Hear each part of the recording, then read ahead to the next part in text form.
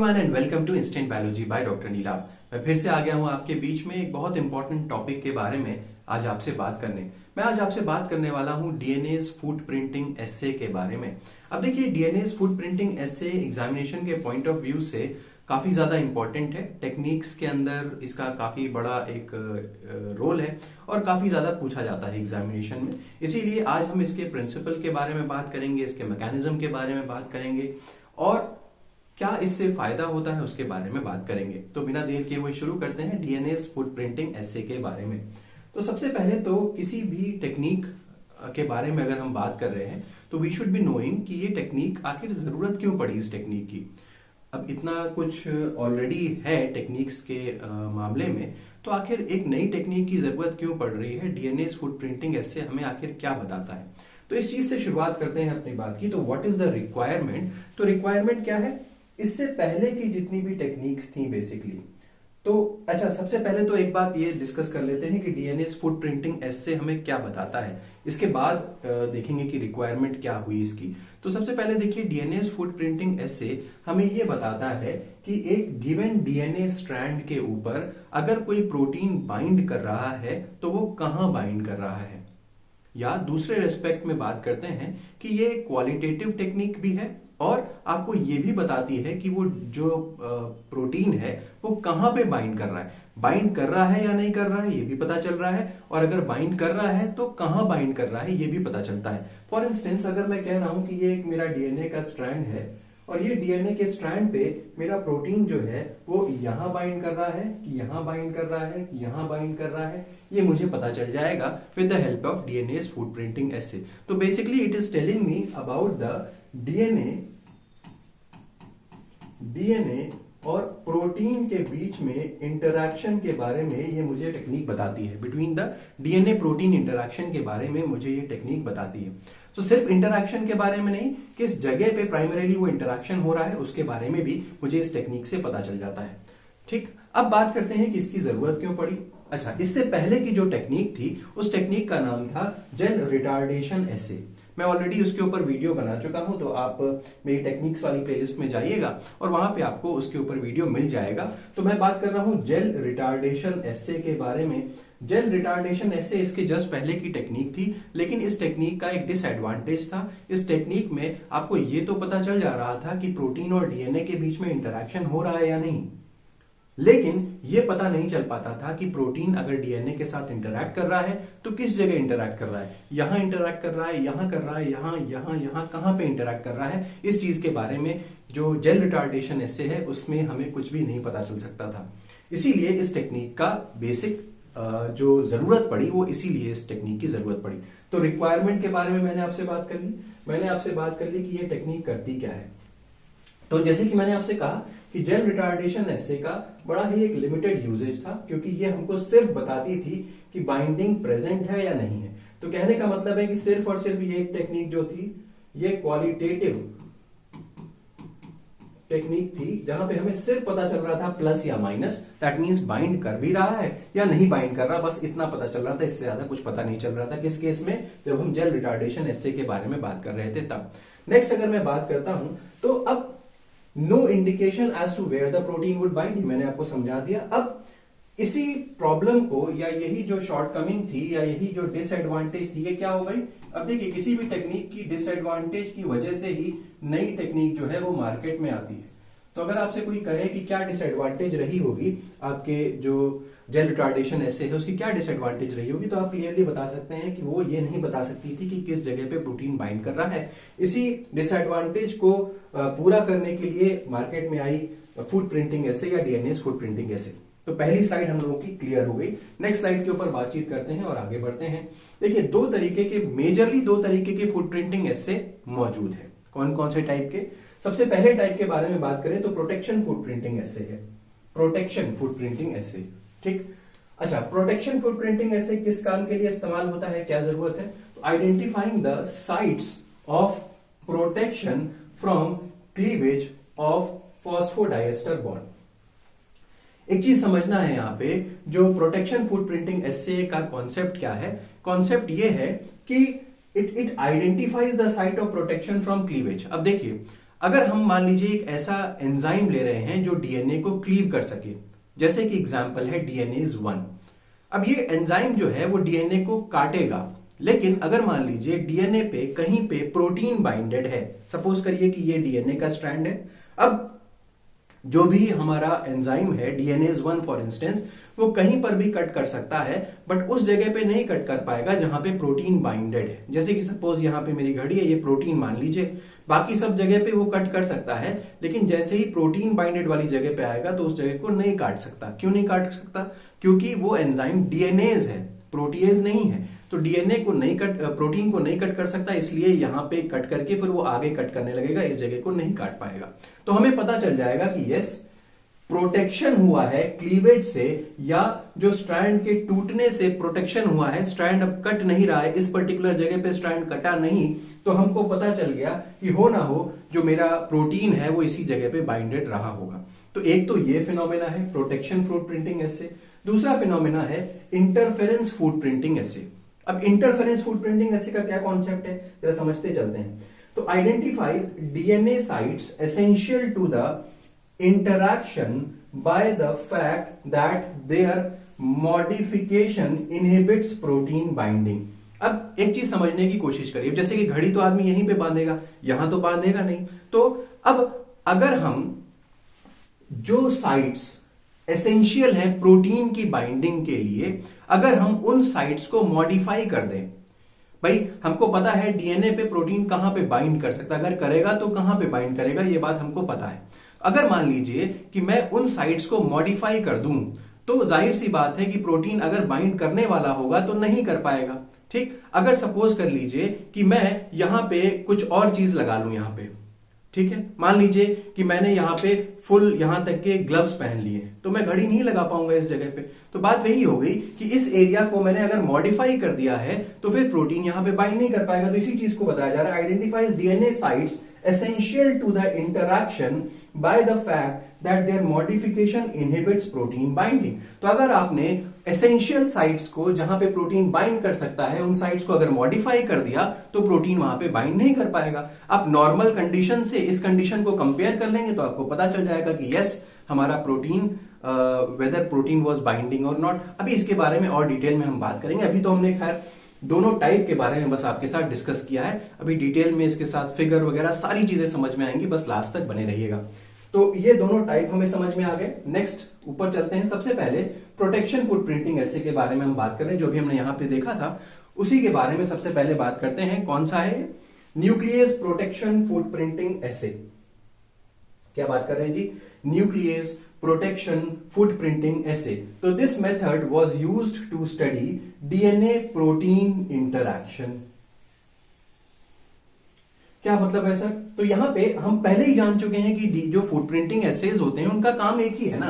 क्या काम है उनका? उनका काम है डीएनए प्रोटीन इंटरैक्शन को स्टडी करना। ठीक, तो यहां पे क्या हो रहा है? It is the method to study DNA protein interaction. बिल्कुल सही। Also identify the DNA sequence.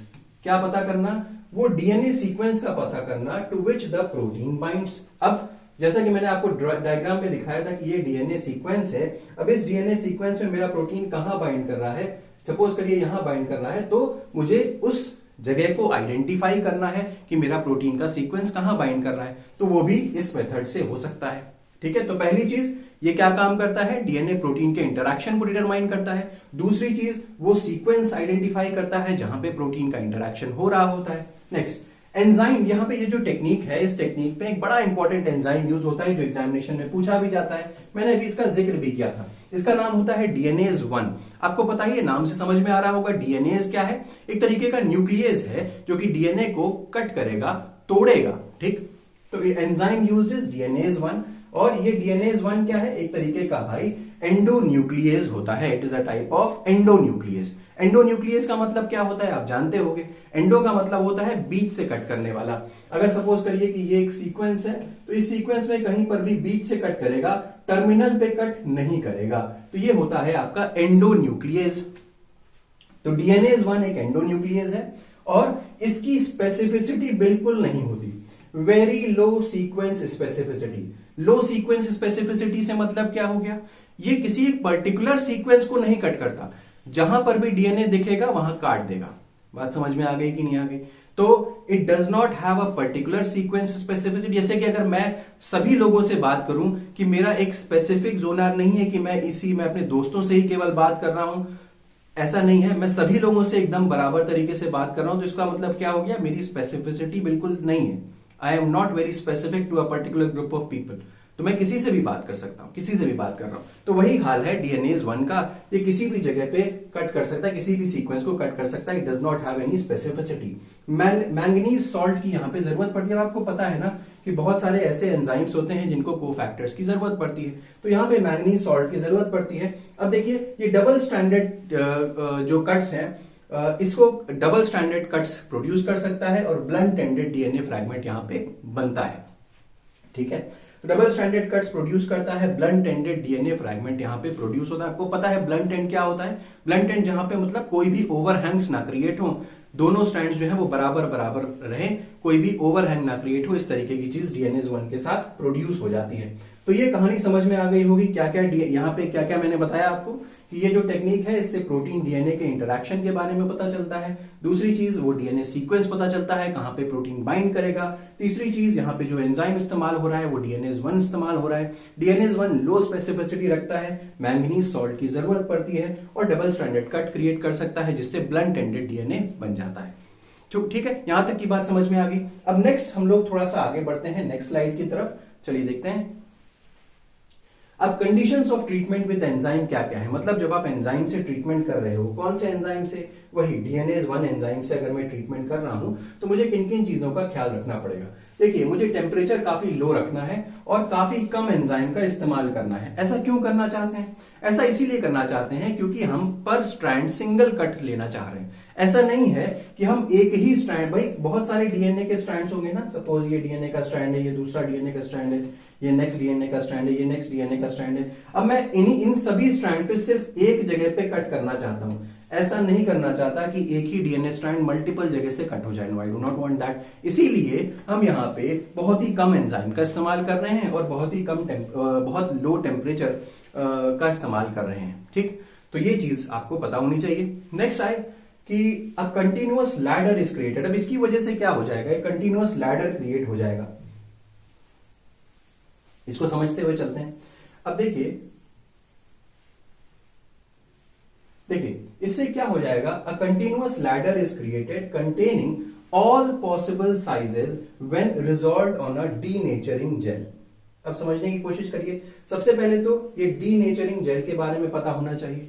Sir ये डीनेचरिंग जेल का मतलब क्या होता है? डीनेचरिंग जेल का मतलब ऐसा जेल जिसमें दोनों स्ट्रैंड्स जो होंगे वो आपके सेपरेट हो जाएंगे, अलग अलग हो जाएंगे। एक और बात, एक कंटिन्यूअस लैडर क्रिएट हो जाएगा। अब कंटिन्यूअस लैडर का मतलब क्या है, इसको अभी थोड़ी देर में समझते हैं। Continuous ladder is created containing all possible sizes when resolved on a denaturing gel. अभी इसको समझ में आता है, अभी आपको समझ में आ जाएगा जिसमें ये क्या कहने वाला हूं। चलिए, अब एक डायग्राम के थ्रू अभी आपको मैं दिखाऊंगा कि मैं पिछली वाली स्लाइड में क्या कह रहा था। सारी चीजें समझ में आएंगी, बस थोड़ा सा इंतजार करिए। नेक्स्ट बस पिछली स्लाइड में वो पॉइंट छोड़ करके बाकी सारी चीजें आपके समझ में आ गई होंगी। अब प्रिंसिपल ऑफ द एसे, इस एसे का क्या प्रिंसिपल है इसको समझ लीजिए। If DNA is bound by a particular protein, अगर डीएनए एक पर्टिकुलर प्रोटीन के द्वारा बाइंडेड है at a site, then it will not allow the DNA to be cut by DNase 1। जैसा कि मैंने आपको बताया था ना कि अगर एक पर्टिकुलर साइट है, यहां पे प्रोटीन बाइंडेड है, तो प्रोटीन बिल्कुल अलाउ नहीं करेगा डीएनएज को यहां पे कट करने के लिए। इस जगह पे डीएनएज यहां कट कर सकता है, यहां कर सकता है, यहां कर सकता है, यहां कर सकता है, बट यहां नहीं कर पाएगा। फिर यहां कर सकता है, यहां कर सकता है, यहां कर सकता है। यही चीज यहां पे लिखी हुई है। Therefore, a gap or footprint appears। इसकी वजह से क्या हो जाएगा, इसकी वजह से ये होगा कि ये रीजन कट नहीं होगा, बाकी सारे रीजन कट होंगे और यहां पे एक गैप सा क्रिएट हो जाएगा और यहां पे फिर बाकी कटना शुरू हो जाएगा। बात समझ में आई? तो there will be a gap. इसी गैप को मैं फुटप्रिंट कह रहा हूं और इसी गैप के नाम से या इसी फुटप्रिंट के नाम से फुटप्रिंटिंग ऐसे आपको बोला जा रहा है। ये समझ में आया होगा। तो ये फुटप्रिंट या गैप क्या दिखाता है? It denotes the site where the protein is bound on the DNA. जाहिर सी बात है जहां प्रोटीन बाइंडेड होगा उसी जगह पे कट नहीं होगा, उसी जगह पे गैप क्रिएट होगा। इसी गैप को मैं फुटप्रिंट बोल रहा हूं। इसी गैप के नाम पे ही इस एस्से का नाम फुटप्रिंटिंग एस्से रखा गया है। चलिए, अगर ये बात समझ में आई तो ये जरा डायग्राम देखिए। मैं यहाँ पे दो चीजों को कंपेयर कर रहा हूं। एक ऐसी चीज है या एक ऐसे डीएनए फ्रैगमेंट्स हैं जहां पे आपका प्रोटीन बाइंडेड है। तो यहां पे आपने प्रोटीन को मिक्स किया था डीएनए के साथ, दैट मीन्स प्रोटीन जो है वो बाइंडेड फॉर्म में है। यहां पे आपने प्रोटीन को ऐड नहीं किया है, आप कह सकते हैं प्रोटीन ने डीएनए के साथ इंटरेक्शन नहीं शो किया है। यहां पे शो किया है, यहां पे नहीं शो किया है। तो जरा इसको चेक करिए। अगर हम देखते हुए चले कि यहां पे हो क्या रहा है तो आप समझ पाएंगे कि यस, देखिए यहां पे मेरा प्रोटीन बाइंडेड है, तो this is my protein and this is my DNA. अब आप देख पा रहे हैं कि ये प्रोटीन जो है एक ही जगह पे बैठा हुआ है। इस पूरे डीएनए के सारे सीक्वेंसेस पे एक ही जगह पे प्रोटीन है।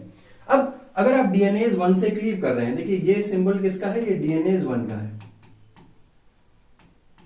डीएनएज 1 से आपने क्लीव करना शुरू किया। देखिए डीएनएज 1 ने यहां क्लीव किया, इसके जस्ट बाजू में क्लीव किया, फिर यहां पे क्लीव किया, फिर यहां पे क्लीव किया, लेकिन इस रीजन को वो छू भी नहीं पाया।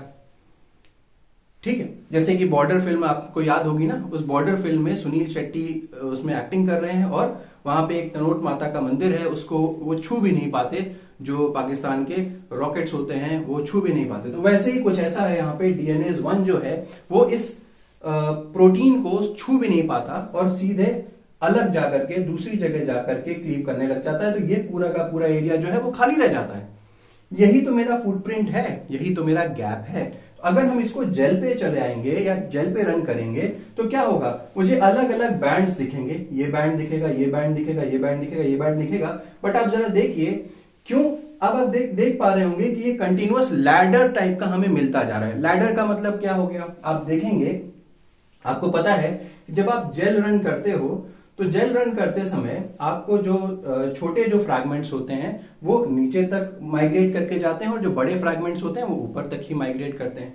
जब आप इसको कट कर रहे हो और हर डीएनए स्ट्रैंड को एक सिंगल कट मार रहे हो तो क्या होगा, धीमे धीमे धीमे धीमे ये आगे कट होता जा रहा है। तो क्या होता जाएगा, जितना बड़ा दूरी पे कट होगा, जितनी बड़ी दूरी पे कट होगा उतना ज्यादा फ्रैगमेंट मेरा बड़ा होगा और उतना वो ऊपर रहता जाएगा। तो आप देख पा रहे हो कि सारे बैंड्स मिल रहे हैं, बस इस जगह का बैंड नहीं मिला।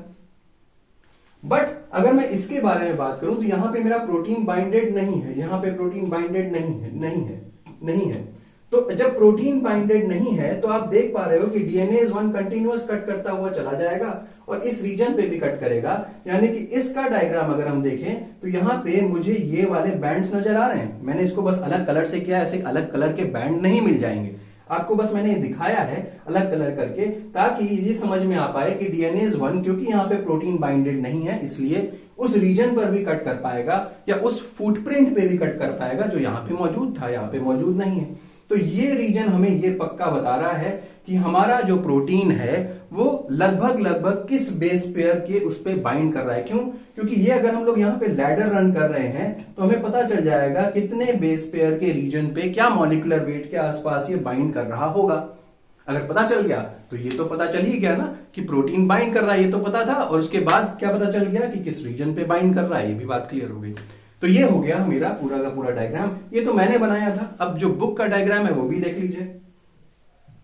देखिए, तो ये बुक का डायग्राम है, इसको समझ लीजिए मेरे साथ साथ। बाकी सारी चीजें सेम ही हैं, बस देख सकते हैं डीएनएज 1 से आपने कट करना शुरू किया, यहाँ पे प्रोटीन बैठा हुआ है। अब बाकी सारी चीजें सेम है, देखिए ये कट करता चला जा रहा है, कट करता चला जा रहा है, यहाँ पे कट नहीं कर पाएगा। फिर यहां से कट करना शुरू किया, अब ये देख पा रहे हैं ये पूरा का पूरा रीजन क्या हो गया, फुटप्रिंट हो गया। तो protein protects DNA from dilation. तो ये जो डायग्राम है ये पाथफाइंडर बुक से लिया गया है, ठीक है। तो पाथफाइंडर की जो टेक्निक्स वाली बुक है उससे लिया गया है ये डायग्राम। इसके पीछे वाला डायग्राम मैंने बनाया था। तो ये हो गया। अब यहां पे देख सकते हैं जब आपने यहां पे कोई भी प्रोटीन का द्वारा प्रोटेक्शन नहीं हो रहा है क्योंकि कोई भी प्रोटीन यहां पे बाइंडेड नहीं है। यहां से कट करता चला जा रहा है, पूरा कट करता चला जाएगा। यहाँ पे देखिए यहाँ पे पूरे बैंड्स दिख रहे हैं, यहाँ पे ये रीजन नहीं है तो ये इसी को हम लोग फुटप्रिंट कह रहे हैं। तो ये जेल इलेक्ट्रोफोरेसिस रन किया हमने। उम्मीद है कि ये चीज समझ में आई होगी। नेक्स्ट चलते हैं अगले वाले के ऊपर। अब हम लोग मॉडिफिकेशन प्रोटेक्शन फुटप्रिंटिंग के बारे में पढ़ने जा रहे हैं। इससे पीछे हम लोगों ने जो क्लीवेज वाला था वो देख लिया। अब हम लोग मॉडिफिकेशन प्रोटेक्शन के बारे में पढ़ने जा रहे हैं। एक चीज जरा दोबारा कंफर्म कर लीजिए। तो यहाँ पे हम लोगों ने न्यूक्लियस प्रोटेक्शन फुटप्रिंटिंग देखा था, क्योंकि हमारा प्रोटीन जो है वो डीएनए से प्रोटेक्ट कर रहा था। यहाँ पे हम लोग क्या बात करने वाले हैं, यहाँ मॉडिफिकेशन की बात होगी, मॉडिफिकेशन प्रोटेक्शन फुटप्रिंटिंग। तो यहाँ पे हम डीएनए सीक्वेंस को या हम इस तरीके से कुछ मॉडिफिकेशन कर देंगे कि प्रोटेक्शन हो जाए। कैसे होता है चलिए देखते हैं। सबसे पहले तो यहां पे इसका कॉन्सेप्ट देखिए कि ये सिमिलर है डीएनएज 1 फुटप्रिंटिंग एसे के। काफी कुछ यहां पे सेम चीजें हो रही हैं। क्या हो रहा है इसके बारे में देखिए। प्रिंसिपल है here certain base modifying agents are used. Base modifying agents का मतलब जो न्यूक्लियोटाइड हैं, नाइट्रोजनस बेसेस हैं, उनको मॉडिफाई कर दिया जाता है। तो कुछ ऐसे एजेंट्स मौजूद हैं कि आप उनको इस्तेमाल करके आप जो बेसेस हैं उनको मॉडिफाई कर सकते हैं। तो जैसे फॉर एग्जांपल अगर हम बात करें तो डीएमएस है, डाई मिथाइल सल्फेट है। ये एक ऐसा एजेंट है जो कि मिथाइल ग्रुप को ऐड कर देगा जी न्यूक्लियोटाइड्स पे। जी का मतलब क्या हो गया, गुएनोसिन के ऊपर मिथाइल ग्रुप को ऐड कर देगा। तो जी के ऊपर अगर मिथाइल ग्रुप ऐड कर दिया गया तो जी क्या हो गया, अब मॉडिफाई हो गया, चेंज हो गया ये। Now if a DNA molecule carries a bound protein then that part would be protected from the modification. तो ये तो बड़ा अच्छा एक कॉन्सेप्ट हो गया। देखिए यहां पे क्या कहा जा रहा है कि अगर प्रोटीन किसी एक ऐसी जगह पे ऑलरेडी बाइंडेड है, सपोज यही चीज देखते हैं। अब प्रोटीन जो है, ये मान लीजिए घड़ी जो है वो प्रोटीन है, प्रोटीन यहां पे बाइंडेड है और हम लोग क्या यूज किए हैं, डाईमिथाइल सल्फेट। ये एक ऐसा एजेंट है जो जहां जहां पे गुएनिन मौजूद होगा उस सब को मॉडिफाई करवा देगा। अब सपोज करिए कि गुएनिन जो है वो यहां पर भी, इसके अंदर भी था गुएनिन, बट क्योंकि प्रोटीन यहां पे ऑलरेडी बाइंडेड है इसलिए डाईमिथाइल सल्फेट जो है इस जगह के, इसके अंदर वाले गुएनिन को मॉडिफाई नहीं कर पाएगा। बाकी सारी जगह पे जहां जहां गुएनिन होगा सबको मॉडिफाई करेगा, लेकिन इसके अंदर जो रेजिड्यू होगा गुएनिन वाला उसको मॉडिफाई नहीं कर पाएगा। क्यों? क्योंकि प्रोटीन ने उसको प्रोटेक्ट किया हुआ है। बस यही कॉन्सेप्ट तो है। चलिए आगे देखते हैं। Next, protein is removed. अब इसके बाद क्या किया जाएगा, पहली बार तो हमने इसको गुएनिन को मॉडिफाई करने से प्रोटीन ने रोक दिया। अब आपने क्या किया, नेक्स्ट स्टेप में आपने प्रोटीन को रिमूव करवा दिया, तो protein is removed. Next, DNA is treated with piperidine. तो एक पिपरिडीन नाम का एक केमिकल होता है, उससे आप डीएनए को ट्रीट कर देंगे। अब ये पिपरिडीन जो होता है ना बहुत महान होता है। क्या महान है कि ये ऐसी जगह पे क्लीव करेगा, फॉस्फोडाइस्टर बॉन्ड के ऊपर ही जाकर के क्लीव कर देगा। It will cleave at the phosphodiester bond at modified nucleotide position. Modified nucleotide position का मतलब क्या हो गया, जो पोजीशन आपने गुएनोसिन की जो मॉडिफाई हुई थी उस मॉडिफाइड पोजीशन के ऊपर जाकर के क्लीवेज कर देगा। किस कौन, ये आपका पिपरिडीन। देखिए ऐसी जगह पे नहीं करेगा जहां पे गुएनिन मॉडिफाइड नहीं था, सिर्फ ऐसी जगह पे करेगा जहां पे गुएनोसिन मॉडिफाइड था। तो उस जगह पे जाके फॉस्फोडाइस्टर बॉन्ड को ब्रेक कर देगा। फॉस्फोडाइस्टर बॉन्ड मैं बहुत बार बता चुका हूं, शुगर फॉस्फेट बॉन्ड होता है। तो एट मॉडिफाइड न्यूक्लियोटाइड पोजीशन अब क्या करना है, तो पिपरिडीन में दोबारा यहां पे लिख रही है cuts only the strand that is modified. सिर्फ उसी स्ट्रैंड को कट करेगा जो कि आपका मॉडिफाई हुआ है। नेक्स्ट, इसको आप फिर ऑटो रेडियोग्राम पे रन कर देते हैं। ऑटो रेडियोग्राम बेसिकली आपका रेडियो एक्टिव फ्रैगमेंट्स को चेक करने के लिए या डिटेक्ट करने के लिए इस्तेमाल किया जाता है। तो ये कंफर्म हो गया। अभी देखिए डायग्राम के थ्रू आपको और अच्छे से समझ में आ जाएगा कि मैं क्या कहना चाहता हूं। देखिए ये अगेन डायग्राम जो है ये पाथफाइंडर की बुक से लिया गया है। मैं इसको समझाता हूं, इसका रेफरेंस है पाथफाइंडर। तो देखिए ये आपका, अगर ये हम डीएनए के सीक्वेंसेस देख रहे हैं, ये एम्पलीफाइड सीक्वेंसेस हैं, सेम सीक्वेंसेस हैं, एम्पलीफाई कर दिया है उसको। अब नेक्स्ट यहां पे मैंने विद एक्स प्रोटीन और विदाउट एक्स प्रोटीन यानी कि प्रोटीन को अलाउ किया है बाइंड करने के लिए इस केस में। तो प्रोटीन यहां पे प्रेजेंट है, प्रोटीन इज प्रेजेंट, और यहां पे हमने प्रोटीन नहीं इस्तेमाल किया हुआ, दैट मीन्स प्रोटीन यहां पे एब्सेंट है। ठीक, अब देखिए यहां पे प्रोटीन पूरा बाइंड कर गया, यहां पे प्रोटीन बाइंड नहीं कर पाया है। नेक्स्ट देखिए डीएमएस का ट्रीटमेंट कर दिया, डाइमिथाइल सल्फेट का ट्रीटमेंट कर दिया। आपको पता है डीएमएस क्या करता है, गुएनोसिन को मॉडिफाई कर देता है। अब गुएनोसिन जहां जहां पर होगा मॉडिफाई कर दिया। देखिए पहले वाले स्ट्रैंड में यहां मॉडिफाई किया, यहां पे किया, फिर अगले स्ट्रैंड में। अब देखिए क्योंकि यहां पे प्रोटीन बाइंडेड है इसीलिए इधर वाले गुएनिन को मॉडिफाई नहीं किया जा पा रहा है। ठीक है, देखिए अगर आप नहीं भी देख पा रहे हैं तो बस समझने की कोशिश करिए, क्योंकि यहाँ पे प्रोटीन है और इस प्रोटीन के नीचे ग्वानिन मौजूद है, बट इस ग्वानिन को मॉडिफाई नहीं किया जा पाया, फिर अगले ग्वानिन को मॉडिफाई किया गया, फिर अगले ग्वानिन को मॉडिफाई किया गया, इस तरीके से ये मॉडिफाई कर दिया गया। लेकिन अगर हम विदाउट डीएमएस ट्रीटमेंट, लेकिन विदाउट अगर प्रोटीन बाइंडेड वाले सीक्वेंस को देखें तो यहाँ पे पूरे जितने भी ग्वानिन हैं सारे के सारे मॉडिफाई किए गए, विदाउट एनी एक्सेप्शन, सारे के सारे ग्वानिन मॉडिफाई किए गए। क्यों? क्योंकि यहाँ पे कोई प्रोटीन बचा ही नहीं था जिसको, जो ग्वानिन को रोक सके, जो मॉडिफिकेशन से रोक सके, तो सारे बाइंड हुए। अब नेक्स्ट हमने पिपरिडीन लिया। पिपरिडीन दोनों केसेस में लिया। पिपरिडीन क्या काम करेगा? पिपरिडीन ऐसी जगह पे बाइंड करेगा, ऐसी जगह पे क्लीवेज करेगा जहां पे गुएनोसिन मॉडिफाइड कंडीशन में होगा। तो अब देखिए पिपरिडीन ने पहली बार यहां पे क्लीव किया क्योंकि यहां पे मॉडिफाइड गुएनिन था, दूसरी बार यहां पे क्लीव किया क्योंकि यहां पे मॉडिफाइड गुएनिन था, तीसरी बार वो इस जगह पे क्लीव नहीं कर पाया क्योंकि यहां पे आपका गुएनिन मॉडिफाइड नहीं था, इस जगह क्लीव नहीं कर पाया। फिर नेक्स्ट यहां पे क्लीव किया, फिर नेक्स्ट यहां पे क्लीव किया, इस जगह से क्लीव करता चला गया और यहां पे वो सब जगह पे कंटिन्यूअस क्लीव करता चला जा रहा है। तो वैसे ही कुछ टाइप का आपको डायग्राम यहां पर भी देखने को मिलेगा कि इस जगह पे आपको सारे बैंड्स देखने को मिलेंगे, इस जगह पे अगेन आपको फुट प्रिंटिंग देखने को मिल रही है इस जगह पे। ठीक, क्यों फुट प्रिंटिंग देखने को मिल रही है? क्योंकि ये वाला जो गुएनिन था इसको मॉडिफाई नहीं किया जा पाया, नॉट मॉडिफाइड, नॉट मॉडिफाइड, है ना? ये बात समझ में आ गई। तो अब ये पूरी डायग्राम आपको क्लियर हो गया होगा, समझ में आया होगा कि क्या मैं कहने की कोशिश कर रहा हूं। एक नेक्स्ट देखिए, यहां पर भी हम मॉडिफिकेशन की बात कर रहे हैं, but modification interference essay footprinting के बारे में बात कर रहे हैं। अब मॉडिफिकेशन इंटरफेरेंस एस्से फुटप्रिंटिंग का मतलब क्या हो गया? इसका प्रिंसिपल जो होता है वो थोड़ा सा अलग है जो हमारे नॉर्मल अभी तक प्रिंसिपल की बात कर रहे हैं। डिफरेंट प्रिंसिपल क्या है? If a nucleotide critical for the protein binding is altered, that means हम ये कहने की कोशिश कर रहे हैं अगर कोई न्यूक्लियोटाइड जिसपे प्रोटीन बाइंड करता हो उसी को हम अगर अल्टर कर दें तो क्या होगा? प्रोटीन बाइंड नहीं कर पाएगा, यानी कि बाइंडिंग हम प्रिवेंट कर सकेंगे। तो जैसे कि फॉर एग्जांपल हो गया यहां पे हमारा मिथाइलेशन कर दिया, उस साइड पे अगर आप मिथाइलेट कर दोगे तो ऑटोमेटिकली प्रोटीन अब वहां पे बाइंड नहीं कर पाएगा, तो बाइंडिंग कैन बी प्रिवेंटेड। तो हम क्या कर रहे हैं यहाँ पे? इंटरफेरेंस कर रहे हैं। किस चीज में? प्रोटीन की बाइंडिंग में। कैसे? मिथाइलेट करके। अभी इससे पीछे की अगर हम बात करें तो हम लोगों ने मिथाइलेशन किया जरूर था, लेकिन मिथाइलेशन ऐसी जगह पे किया गया था, या मिथाइलेशन अब जहां पे प्रोटीन बाइंडेड था वहां पे मिथाइलेशन नहीं हो पा रहा था। यहां पे हम लोग पहले मिथाइलेट कर दे रहे हैं जिसकी वजह से प्रोटीन बाइंड ही ना कर पाए। तो this is the difference between both these things.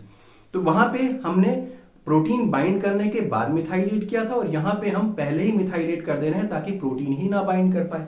तो binding can be prevented, prevent हो गई। नेक्स्ट चीज पे चलते हैं। अब आप देख पाएंगे कि दो तरीके हैं, हमने बना दिए हैं, दो लाइंस कर दी हैं। क्या हुआ है इसमें? पहले में तो फर्स्ट केस में आपने ट्रीट किया किस चीज से? Treated with modifying agents. हमने क्या किया? मॉडिफाइंग एजेंट से ट्रीट कर दिया, फॉर एग्जांपल डाइमिथाइल सल्फेट से ही ट्रीट कर दिया। अब नेक्स्ट प्रोटीन बाइंडिंग से एक्सपोज करवा दिया, आपने मॉडिफाई कर दिया। अगर आपने अब जैसे कि सपोज करिए कि ये एक डीएनए सीक्वेंस है, अब आपने डाइमिथाइल सल्फेट ही ले लिया, तो डाइमिथाइल सल्फेट जो है वो गुएनोसिन को मॉडिफाई कर देता है। अब मान लीजिए कि गुएनोसिन, नॉर्मल गुएनोसिन की बहुत जरूरत है प्रोटीन की बाइंडिंग के लिए। एक दूसरा सीक्वेंस ले लेते हैं, यहां पे देखिए नॉर्मल गुएनिन है और यहां पे मॉडिफाइड गुएनिन है। तो जाहिर सी बात है अगर हम प्रोटीन की बाइंडिंग अलाउ करेंगे दोनों केसेस में, सपोज ये प्रोटीन है तो प्रोटीन जो है वो यहां पे आकर के बाइंड नहीं कर पाएगा क्योंकि गुएनिन जरूरी था बाइंड कर, नॉर्मल गुएनिन की जरूरत थी बाइंडिंग के लिए, और यहां पे आकर के वो बाइंड कर जाएगा क्योंकि नॉर्मल गुएनिन मौजूद है। यही चीज यहां पे बताई जा रही है। क्योंकि आपने मॉडिफाइंग एजेंट इस्तेमाल किया, एक्सपोज किया प्रोटीन बाइंडिंग से, तो अब आपको यहाँ पे फ्री डीएनए मिल जाएगा। दैट मीन्स यहाँ पे प्रोटीन बाइंडेड नहीं होगा। क्यों? आपने स्ट्रैंड मॉडिफाई कर दिया था जिसकी वजह से प्रोटीन बाइंडिंग रुक गई। लेकिन अगर वहीं आपने नॉट ट्रीटेड लिया, नॉट ट्रीटेड मतलब किस चीज से नॉट ट्रीटेड? मॉडिफाइंग एजेंट से नॉट ट्रीटेड, मॉडिफाई नहीं किया। अब आपने यहाँ पे प्रोटीन बाइंडिंग करने की कोशिश की, आपको प्रोटीन बाइंडेड फॉर्म में मिल जाएगा। जैसे कि यहाँ पे था, तो ये डायग्राम इसका हो गया और ये डायग्राम जो है वो इसका हो गया। उम्मीद है कि ये चीज समझ में आ गई होगी आपको क्लियरिटी के साथ। ठीक, तो ये पूरा हो गया हमारा जितना भी डिटेल था डीएनए फुटप्रिंटिंग एस्से के बारे में। मुझे उम्मीद है कि ये वीडियो आपको पसंद आया होगा। अगर पसंद आया तो इसे जरूर लाइक करिएगा। चैनल को सब्सक्राइब करना ना भूलिएगा, बेल आइकन को जरूर प्रेस करिएगा और अपने फ्रेंड्स के साथ भी जरूर शेयर करिएगा। मिलते हैं अगले वीडियो के साथ। Thank you so much, have a good day.